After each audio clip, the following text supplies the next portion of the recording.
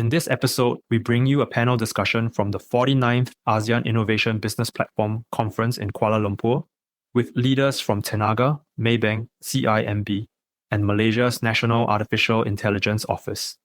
You'll hear how Tenaga is embedding AI into energy operations, moving beyond automation to improve efficiency and sustainability.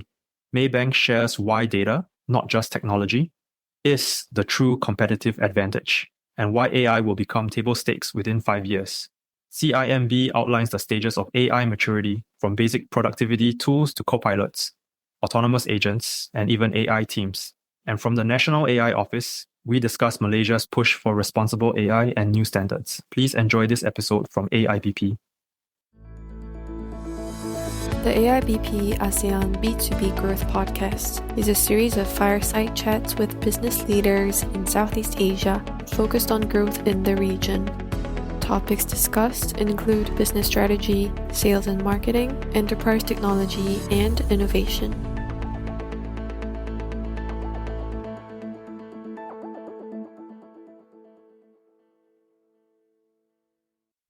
Okay, good morning, everyone. When I was preparing for this session yesterday, right, I was kind of caught using AI to prepare for it. So my team member actually told me maybe they should replace me with an AI avatar. But I trust the panel here, the gentleman here, would help me do my job okay. And I also hope that the audience can help me a little bit by keeping the questions coming in over Slido. I'll make sure to include that in the questions. Help me a little bit to stay human, stay useful, and hopefully help me with my next pay negotiation. Okay? Kenya? Okay, not funny, nobody joking. Hey, I'm here. Still fail the AI. Okay, while we start off a little bit, maybe I can get each of our panelists here today to introduce yourself a little bit, your organization, and also maybe one thing that you see AI making a very big impact in your daily life and organization. I did a bit of stalking in the tenure of each panelist. So I thought I will start off with Datuk Megat first, who's the longest in your company, 16 years in Tenaga, right? Correct. Also, we know Datuk Megat the longest among this panel. So yeah, please. Assalamualaikum warahmatullahi wabarakatuh. A very good morning. First and foremost, thank you very much once again for giving Tenaga Nasional the opportunity to share some of our focus area with respect to digital and AI today. Yeah, I think personally I've been in Tenaga for many years, and the history is that I got a scholarship from Lembaga Elektrik Negara. Some of you may not be able to recognize that. To do further studies, and then I joined Tenaga Nasional, and has seen the journey of the industry across the whole value chain of energy for Malaysia as well as the world. And as we understand today, the journey that we are embarking today is a journey from digitalization into artificial intelligence. So for Tenaga Nasional, we started the journey of digital and digitalization quite a number of years, and we have introduced all this concept and also implementation with respect to digital up to the point of the best of the digital tools in terms of RPA, robotic process automation. We believe that is the so-called the height of the digital world, where we are able to deploy modules of RPA within the operations and business of Tenaga Nasional. So today we have now another we believe another S-curve, the opportunity for businesses to actually adopt the next level of automation and digital, which is artificial intelligence, meaning that the automation journey may lack those intelligence, but today we are embedding this into part and parcel of our business operation. So that is, I think, make us, Tenaga Nasional, excited with respect to the program that we have today, and happy to share many of those that we have comes after this. Thank you. Thank you, Dr. Megat. We will deep dive into some of the initiatives that you mentioned earlier on. I think, Dr. Siew, earlier on, you nodded your head a little bit about Dr. Megat sharing from his previous curve to this curve. Maybe a little bit about yourself and also Maybank's initiative.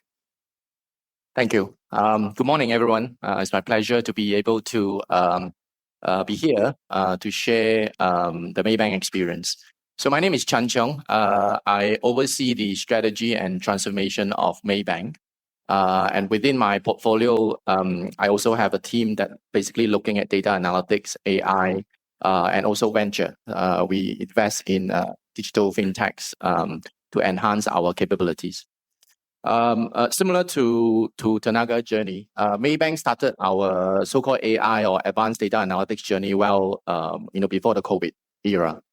And when we first started, obviously, we look at as much as possible to introduce new use cases or offerings to our customers. I'm glad to see that just now our SME team won an award in terms of how we integrate reconciliations with the banking software to help our customer to reduce the effort by 80%. But we also have, I think right after the COVID, we introduced things like instant approval of mortgages or SME loans so that customers can actually get their loans approved and then get the money in the account within 5 minutes. So these are the things that we have done. Now, going forward, we think AI will only give us the competitive advantage for maybe another 3 to 5 years. After that, I think it will become a table stake.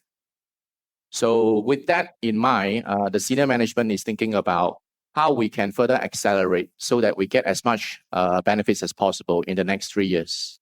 So that by the time in 5 years, we expect that most people, or at least you will not get any more advantage. So we have to be very focused. And the things that we're focusing on now is rather than only looking at use cases, we are actually looking at the fundamentals. For example, data. How we create a scalable, efficient data infrastructure, not only for the data that we have within Maybank, but how we can connect to external data so that we can maximize the benefits of available technology. Because to us is technology, especially talking about a lot of software, hardware, LLMs, this will become commodity. It's a matter of obviously investment, but many companies will be able to access similar technologies. But the real things that really differentiate us will be data. So therefore, going forward, we're going to spend more time on fixing our basics, which is the data, and then partner with the industry players to scale up our data analytics and AI capabilities in preparation that 3 to 5 years from now, it will not become a competitive advantage. So data and analytics and AI are the key focus for Maybank for yourself. And I think, Pedro, well, your title here says Chief Data and AI Officer. So exactly what you're working on, maybe a quick introduction to the team.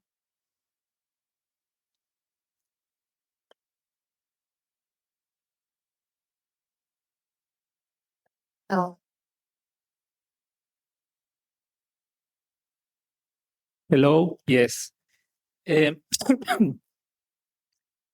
So, well, I'm very, very happy to be here with you. In general, I try not to talk much about the bank. And I prefer to talk more about data and AI in general and how companies can take advantage of data and AI in different industries, right? And when I think about artificial intelligence, I think there are different stages that somehow every company has to follow, maybe in different orders, depending whether you are regulated, whether you are more customer focused or customer facing, or you are more operationally facing. I think there is one phase that every company has to go through, and that phase is personal productivity through AI, is deploying tools that are generic, that allow every employee to be more effective. I'm thinking about drafting emails, making minutes. I'm thinking about deep research. I'm thinking about having meetings that are recorded and you can ask questions about the meeting. Was I mentioning this meeting? I'm thinking about these kind of things. I'm thinking about making videos, maybe for training of your workforce. You can make a video with an AI actor. General productivity tools, right? That's the first phase. And it's very important because what is key here is to expand the use of these tools to as much of the workforce as possible, to change the mindset of people. What is going to kill a transformation is that people on the ground don't believe in it. People on the ground are opposed. Right? That's the first stage. Second stage, in general, is once people are used to start taking advantage of these productivity tools, you can start having companions, copilots, assistants, AI assistants for specific types of jobs, right? These are agents, but they are not autonomous. These are operated by a person, right? And here we can think of, in banking, we can think about tools for relationship managers, where you can see the leads that you have to propose to each customer. You can add questions about the products. You can create investment proposals, maybe for some customers. You can have companions for customer service agents that are helping them answer their questions. You can have copilots that are tailored for fraud investigators in banking, and in other industries you will have, for some very specific jobs, you can have specific assistants that are used by the employee. Once you are clear with this, then you go to the next stage, which is having autonomous agents. These are agents that don't require an employee to operate them. They're autonomous. They are running on their own. Of course, somebody has to supervise them, right? Of course, somebody has to supervise them. But things such as applications of many loans or many products can be done autonomously. Marketing is something that can be done completely autonomous. Most marketing campaigns in almost any industry could be very highly automated. So that's the stage where you have autonomous agents. Then you go to the next stage, and I don't think anybody's ready for this. And that's when you start having teams of agents. So instead of having one agent that is doing the marketing campaigns, you have teams of agents, and these agents are calling each other. We don't have products yet for that, but they're going to come very fast. When you are onboarding an AI employee, and you will have a Teams call with the employee telling him, well, this is what I am expecting of you. Telling him, now you need to get your credentials to access these databases. Once you have that come back, then he calls you back. And then what do I do today? And then you are talking to that person in the same way that you will be talking to a human, right? Maybe sending messages on Teams, maybe sending emails. In the same way, maybe calling that AI. That is going to come very soon. And I don't think anybody's ready for that. And at some point of these stages, companies will have to decide, when do I go direct to the customer with AI? And that's a very important decision. You want to be ready. You don't want to make mistakes in front of a customer, right? That's why most companies are starting with employee-facing cases, and then later they go to client-facing cases. If you are regulated, probably you will do that a little bit later. If you are less regulated, you will probably do that a little bit earlier. It depends on the industry, but that's a key consideration, right? So I think AI is going to completely change the way it works. I don't think anybody is ready. And I think in particular, Malaysia needs to get more ready. And that's why initiatives like these innovation awards and everything related to innovation is very important, because I think we have to get one step up in terms of innovation. Thank you, Pedro. I think you also more or less covered a few different questions that I have for you in your introduction, but that's good. We'll come back on maybe your experience versus what you see overseas later versus Malaysia in a bit. And last but not least, I think, Sam, NAIO, you've been with NAIO for the past 7 months now? 7 months? How has it been like? Oh. Thank you, Sue. And first of all, congratulations to AIBP for having this event once again. I can see that the chairs are all taken up. And also congrats for putting a woman with 3 other guys or 4 other guys, because otherwise there's no diversity. So AI is about diversity. I just want to start there because we see that when the narrative of artificial intelligence comes from only one source, then we are in big trouble. So we need to get the narrative of AI coming from many sources, many types of knowledge base, domains and industries. And we saw this actually starting all the way back since 1956. AI started back then, 1956. But at that time, like I said, it came from only one source, scientific domain.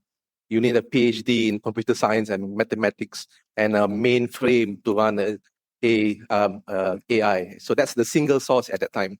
But these days, that same capability are in your hands, in your phone, in your car. So devices are getting more and more powerful. So Malaysia saw that we cannot be left behind. Otherwise, Malaysia will be left die standing, I have to say. Because the other neighbors and also the world, like what Pedro was saying, they are moving super fast. You will, if you Google up the amount of activities in AI investments happening all over the world, plus the usual suspects, Elon Musk, Donald Trump, and many others putting effort and conversation into AI, you know this is a hot space. So saying that, being a hot space, Malaysia needs a bit of framework to go forward. Otherwise, it's like, Rojak, I go here and you go there, and there's gaps everywhere. So next month in August, Malaysia will have the ASEAN AI Summit. Please block your calendar, because at that time, Malaysia will have a few things that we've been asking for. Like, do we have a game plan? Do we have responsible AI guidelines? Do we have the right people and players? Do we have international attention? And many, many more. So a lot of questions will be answered at this event next month. But saying that, it is also not just having answers, but also to be able to lead everybody else down this AI journey. Meaning your uncle, anak saudara, pakcik, aunties, everybody need to know that AI is not going away. As a matter of fact, if you look at some scenarios, aging people, your mom and dad, for example, living alone back in the kampung, they have no one to talk to. But we have ChatGPT or some AI form that we talk to. So there's this journey where there's a lot of evolution that may happen. AI for aging population, AI for healthcare, AI for transportation, and AI in schools. So everybody needs to be given some sort of a guidance, guideline, like a book on how do we all go forward. If you are an engineer, if you are a student, you are SME, you are unemployed, how do you use AI to make yourself better? All this will be answered pretty soon, because there is a call to action for all of us, especially the country per se, not just enterprises, not just government, but individuals and companies. So that's what the National AI Office was set up for. Long answer to your question. But it's set up also not to just touch and go, meaning you just disappear after that. It's also set up because there is this whole moving landscape of how do we make AI safe. We are hearing or seeing so many news these days on not only AI being used by good people, but AI being used by bad people. And the incentive for those that are doing bad things are a lot bigger than the incentive for people that are doing good. So apart from having an AI Act, which I will not talk about, because that's more in the law and regulation and other things. Apart from that, we all need more guidance. That's what NAIO is doing. For example, we need more standards. We need more ethical documents. We need more guidelines and framework and things like how do we share data. The philosophy of, for example, in some situation, we bring AI into our organization, our data cannot go anywhere. In some situation, we bring our data to the AI. The perfect example of bringing our data to AI is what all of you are doing every hour. You contribute your data to social media, and you're doing it. And so you're putting your data into AI, which does not even sit in Malaysia. And guess what's been monetized? You don't want that same situation in very sensitive ecosystem like healthcare, defense. You don't want defense data to go to AI. You want the other way. You want the AI to come to where the data is. So all this thinking, guidance, navigation, that's what National AI Office does.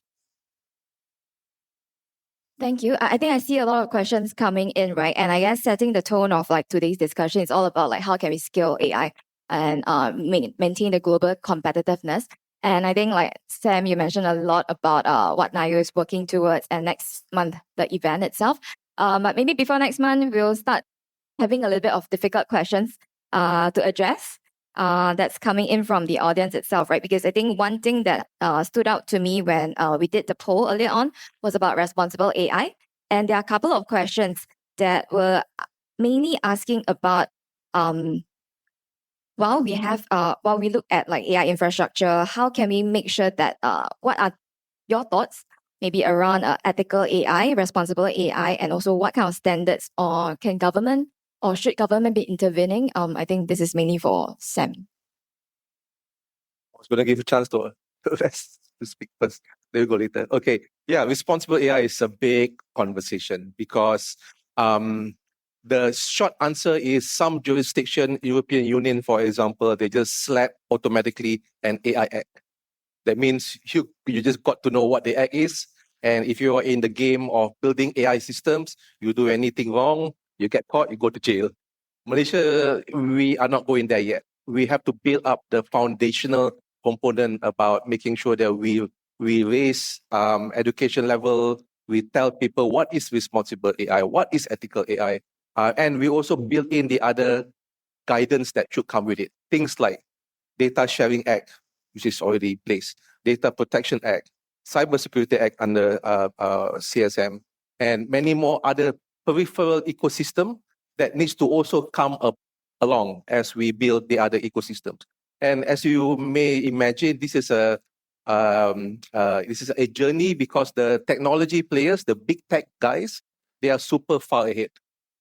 And if Malaysia doesn't have a cohesive action, we'll be super far behind. So therefore, there's all these other considerations that not only you as an enterprise need to know what to do when it comes to deploying AI, but do you have internal controls? Do you have internal guidance like when it comes to procurement?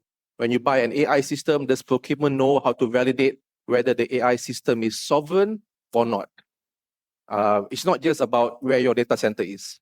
It's about what about the model that you use? What about the data that you contribute and other things? So procurement needs to have some sort of answer.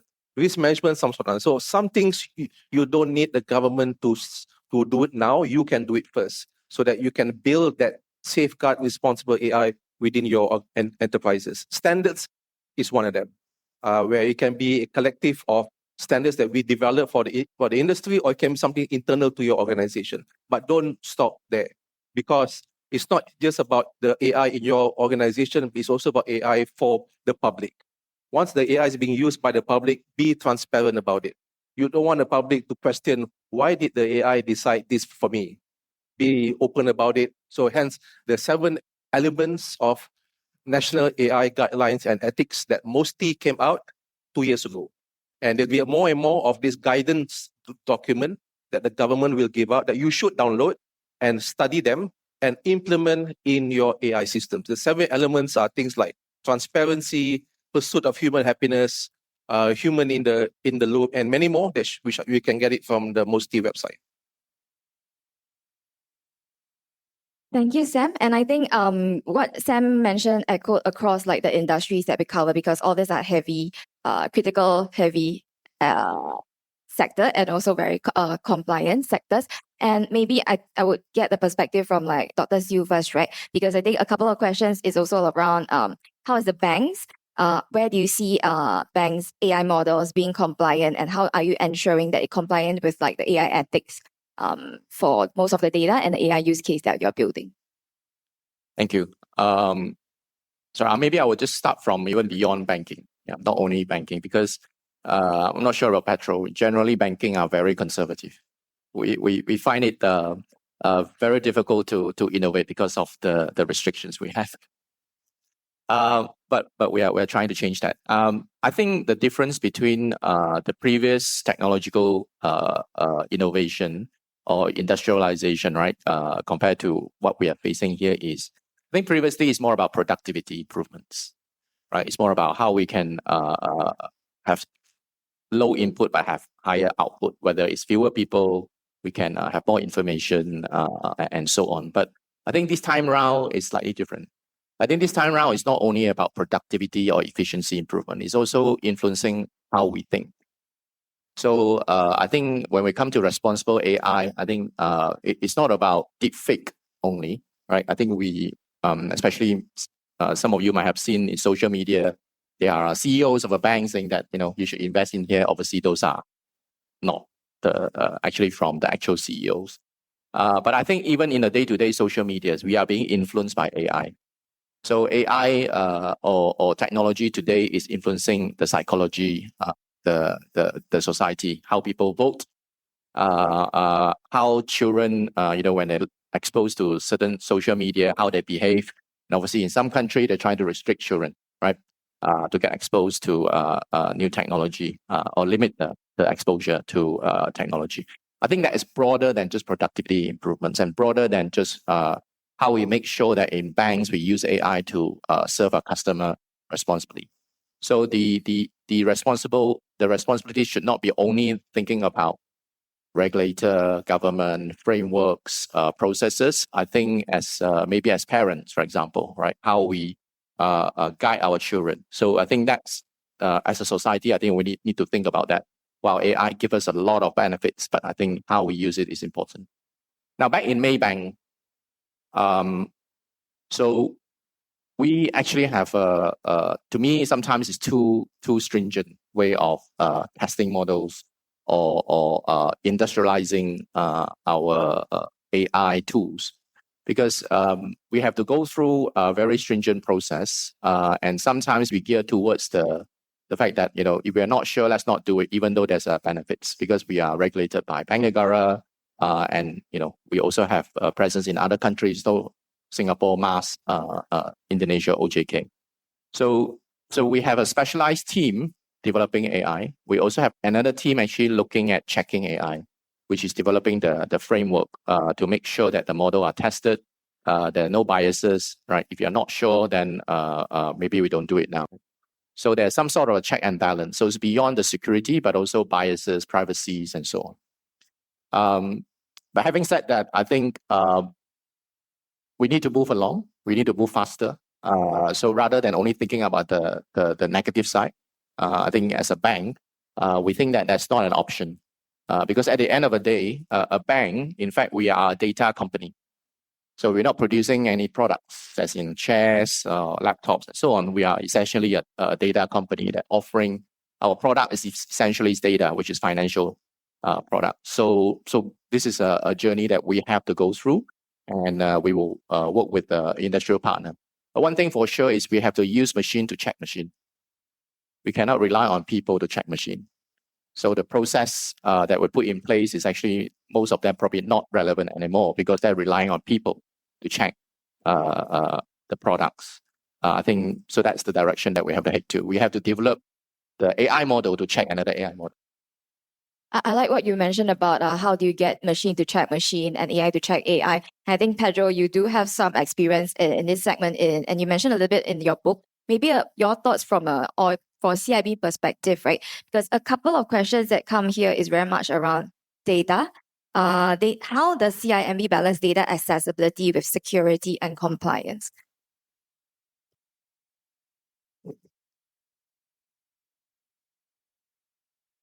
Was how do banks remain compliant, right? And again, I'm going to talk about banking in general. And as you have said, banks in this country and in any country in the world are supervised by the respective central bank, in this case, Bank Negara Malaysia, banks have very large teams for compliance, all of them. There is always a head of ethics. There is always a very robust process for deploying IT systems, including AI, right? So IT systems have to be checked before they are deployed. There is a risk assessment. When you are procuring a system, an AI system from a vendor, there is a risk assessment. There are data privacy teams. So there is cybersecurity teams. So banks are extremely prepared for compliance, for data security, for cybersecurity. It's extremely unlikely that a bank is not going to be compliant. That is more likely to happen in other industries that are not regulated, just because of the nature of it, right? So industries that are more internet native, newer industries, I don't know, e-commerce, retail, all these industries that are not regulated are much more likely to have problems in terms of unethical use of AI than a bank. This is true for Malaysia, and this is true for any country in the world.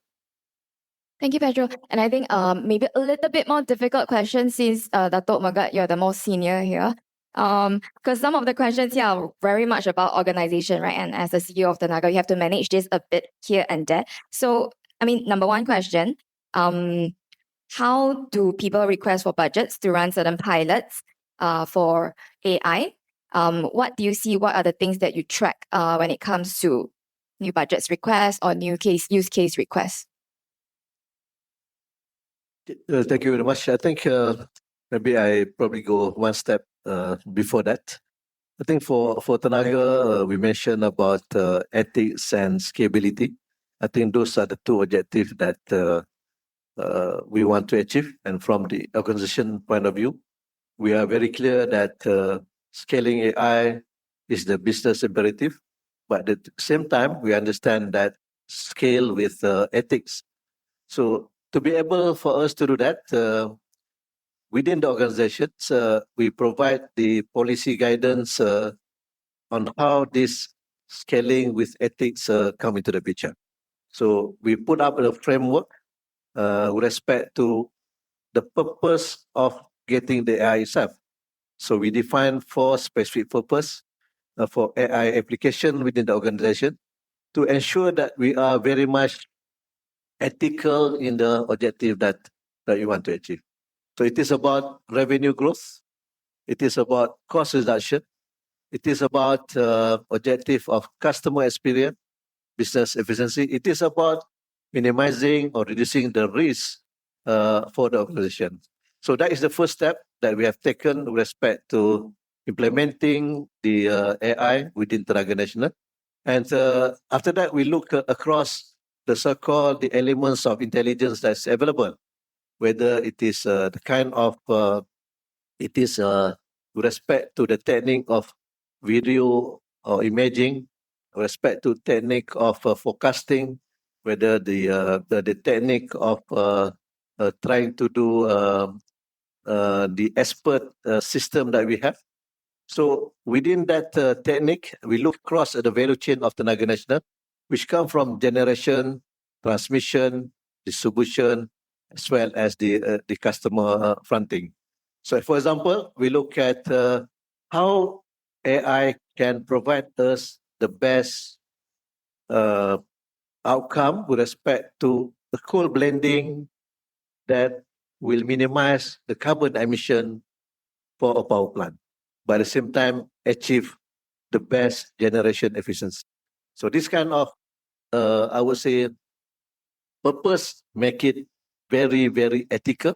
And as you can see, the objective is beyond the company. We are talking about climate resiliency, for example, with respect to carbon emission. So this cut across with respect to the organization. And we are also looking at the asset performance, for example. How best we predict, my colleague is here.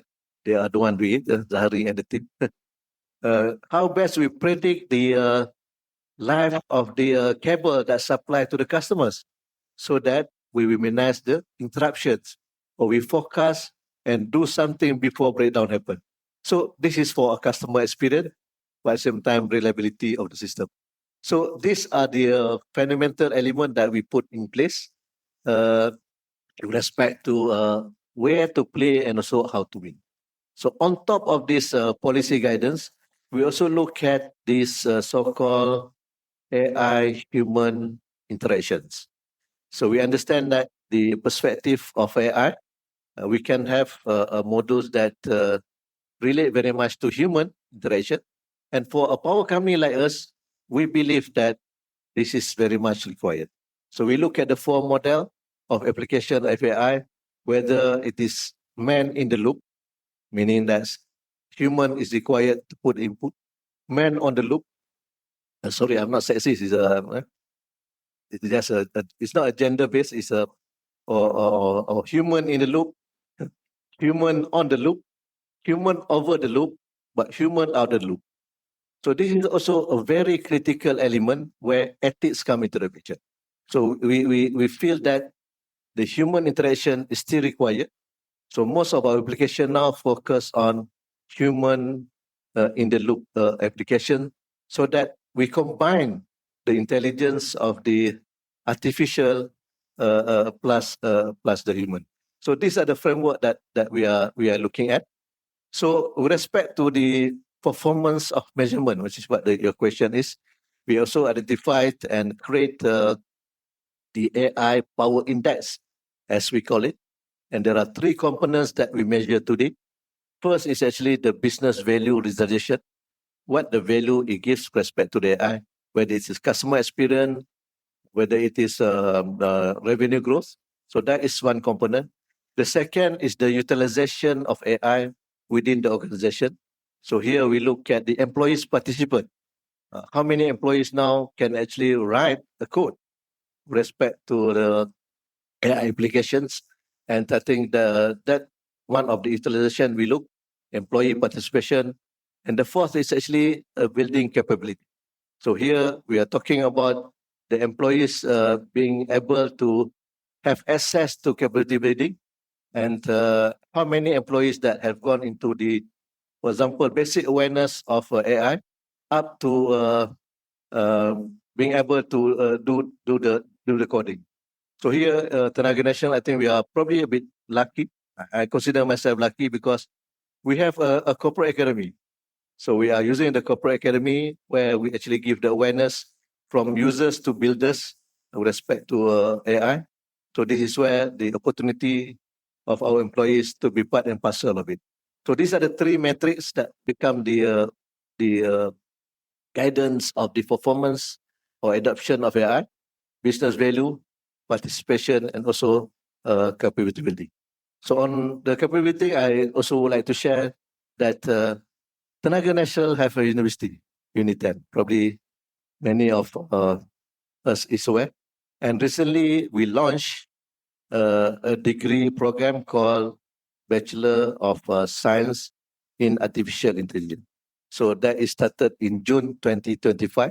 So last month, fresh from the oven. So I encourage and would like to do some pitching here for the university, in the sense that any of the talent of Malaysian are welcome to actually take a course in AI, so that the ecosystem for the country will be better in the future. Thank you. That I think should be music to your ears, right, Sam? Because I think we are looking to build a sustainable talent pipeline, especially when it comes to AI.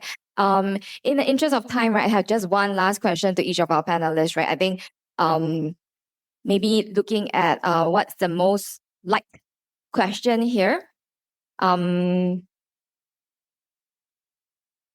What if, let's say, you have to look back at the journey and you have more time, more resources, what do you think AI? What would you invest in on AI and what would you encourage people to look at AI differently? Yeah, if you have the ability to go back time, Malaysia, I have to speak on behalf of Malaysia because that's what National AI Office has been tasked for. I would say there are two parts. Number one is we and all of you should actually spend more resources into research and development. Research and development grant or funding, as you know, it's not cheap. It's sometimes some people say money down the drain, but it is necessary because you can see when it comes to the topic of AI, the companies that invest most in research and development are the ones that's driving the conversation now. I was in a meeting in Bangkok recently, and the smaller countries, much smaller than Malaysia, they all are countries are coming together to stand in front of big technology companies. That's what's happening now. Big tech is controlling AI conversation. Smaller countries have got lesser ability because they don't have the ownership of IPs. They don't have any other legal, not say legal standing, but they don't have much bargaining power. So more and more countries are coming together because they need to have that collective authority to stand against what AI may be of negative coming from the big technology companies. And you see the amount of investment. For example, the latest one is OpenAI just came out with a new enemy, and they've been hiring so many people, and they're putting a lot of money into where AI is going to go. And this is in the deep science space. So if I were to turn back time, research and development into deep science, number two is actually putting a lot of AI philosophy and framework into our school education. NAIO is actually talking to the Ministry of Education, Higher Education, and many more. And most of them are coming up with AI-aware syllabus and framework ecosystem coming up soon. But if we were to turn back time, it should have been done earlier. So that then our kids are not just using AI as just for joy, but our kids are actually using AI very well aware of the disadvantages and the advantages. AI, I have to remind everybody, is just a tool. And if one is not sure of your core calling, that means you don't know why you became a doctor, why you became an engineer, for example, then a tool can replace you. But if you are very sure of why you joined university, Uni 10, to take up the Bachelor of Science, you're very sure why you're doing it. Then the second action after that is you want to use the best tools to support why you are doing it. Therefore, you will use AI. So to me, that calling of you need to know your inner self, what is your superpower? You can be a teacher, you can be a chef, you can be a technologist. And therefore, once you know and you polish that up, you know that your next aim is to find the best tools. AI is the best tools. The third one, if I were to say, is the more we use AI, unfortunately, the more energy we all will use. And that goes back to TMB. But energy consumption of AI engines are a lot more hungrier. And to be honest, we don't have an answer yet on how do we make AI more energy efficient. It will just go up and up and up. Because once you use an AI search, you don't use normal search. Because AI is so convenient. But is there an answer behind the scene in the server room, in the data center that actually reduces energy? No. So we are all out there in the quest of trying to figure out how much natural resources of energy that we need to really have, because in a meeting like this, we are telling everybody to start to use AI.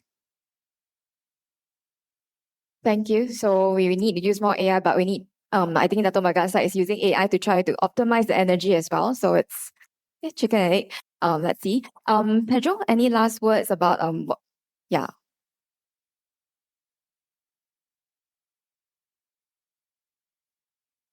I don't think. I don't know. Hello? Yes. Well, I think what Sam is saying is totally true, right? I used to work in Thailand for 3 years. Before that, I was in Malaysia. And after that, I came back to Malaysia.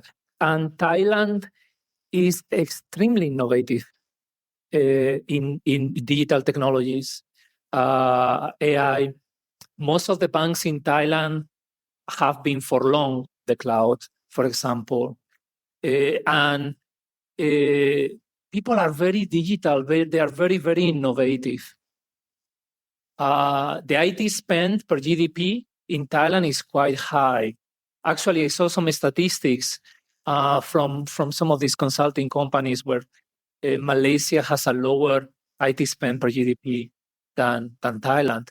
So if there is something that I would change, if we could go back in time 50 years, 60 years, 70 years, is how could we have made the country more innovative? Because I think that's really the key, right? How can we invest more in digital, invest more in AI, find new ways of doing what we are doing in ways that are more efficient, taking leadership in certain industries. I mean, in palm oil, we are leader in certain industries, right? How can we do more of that?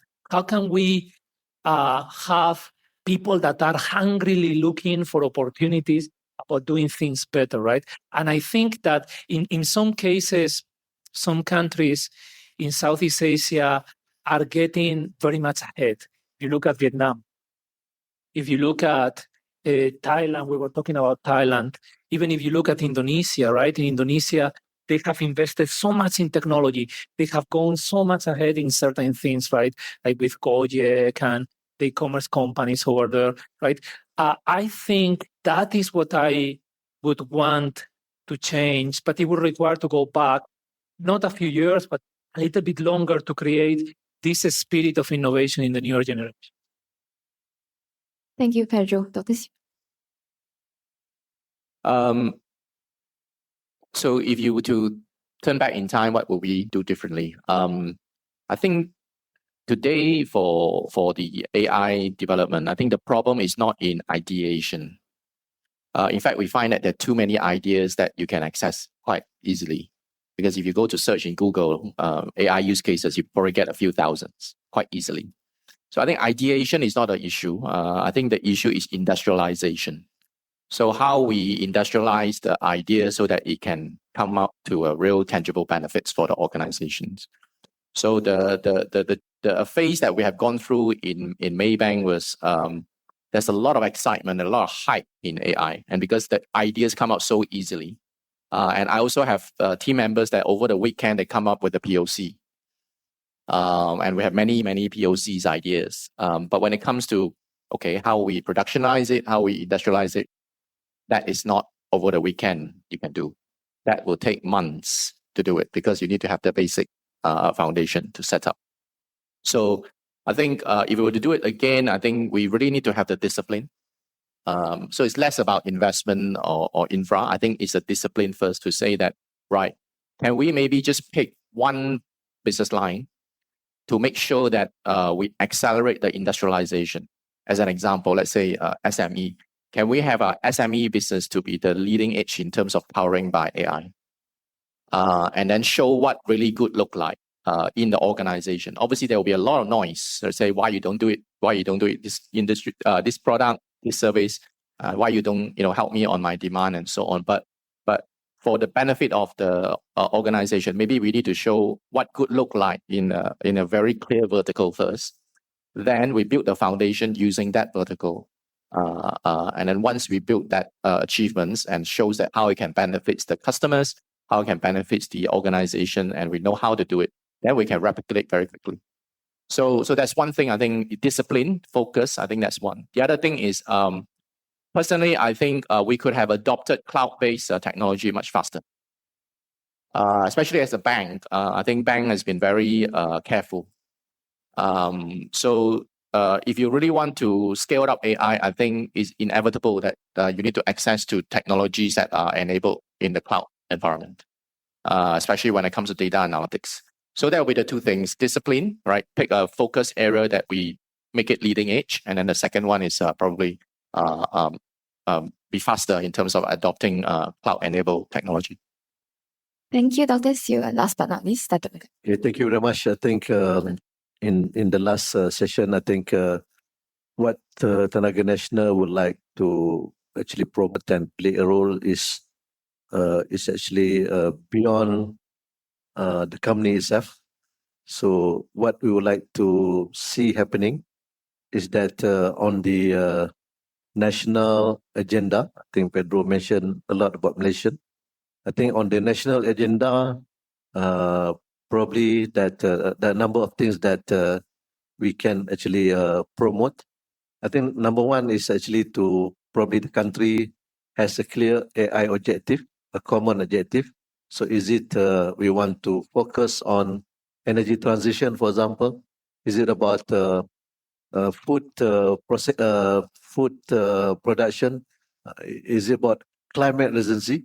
So I think if we have one or two, three good objective for the country as part of the AI objective, then it will actually propel the industry. Second is we know that the bedrock of artificial intelligence is data. So we would like to see a framework that curates a data sharing among the companies like us here, governments, government agency, as well as state players. I think this is key. If the data sharing will be made convenient to all the industry players. The third is, of course, we are looking at the country, how best we promote AI with respect to the incentive that the players can have, apart from the so-called the benefit that each company can get. There could be some kind of a good incentive for us to play within the ecosystem. So what I'm trying to say is that Tenaga would like to promote the ecosystem play of AI and for the country, and I believe this is going to be the best way forward. So everybody has a common objective, has a common data, and benefit from the incentive that it may as part of the ecosystem. So lastly, I think Mr. Shamsul mentioned about energy and AI. So we are thinking about a tagline: energy for AI, AI for energy. Maybe that be the tagline in the future, because we understand today the AI element of data center is actually providing the positive growth of electricity industry in this country. So thank you very much. Thank you very much. And I like how Datuk Megat ended off the panel quite aptly. We are all here to kind of collaborate and build up the ecosystem from a technology perspective, innovation perspective. And thank you everyone for your attention. Pass it back to you, Wai. We hope you've enjoyed the episode. For more information about business growth in the ASEAN region, please visit our website www.iotbusiness-platform.com.